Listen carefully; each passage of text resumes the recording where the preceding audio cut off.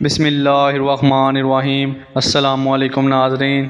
بدن میں سستی پیدا ہونے لگے تو سرسوں کے تیل کی مالش کرنی چاہیے۔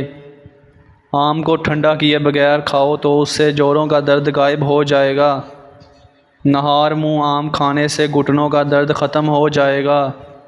نہار منہ دہی کھاؤ، پیٹ کی گیس دور ہو جائے گی۔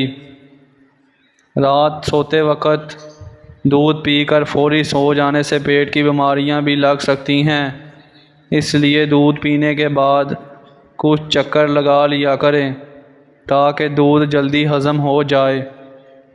دماغ گرمی ہو تو تربوز کھایا کریں۔ سفید آٹا کھانے سے معدے کی بیماریاں پیدا ہو جاتی ہیں۔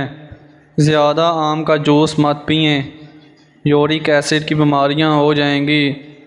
ہلدی جگر کے خراب ہونے سے بچاتی ہے۔ کھٹی چیزیں دل کو دبلا کرتی ہیں۔ اگر آپ کی ٹانگوں میں درد رہتا ہے تو اس کی وجہ پانی کی کمی بھی ہو سکتی ہے، یعنی کہ آپ پانی کم پیتے ہیں، تبھی آپ کی ٹانگوں میں اور ہڈیوں میں درد ہوتا ہے۔ اس لیے پانی زیادہ سے زیادہ پیا کریں، جتنا آپ سے پیا جا سکتا ہے۔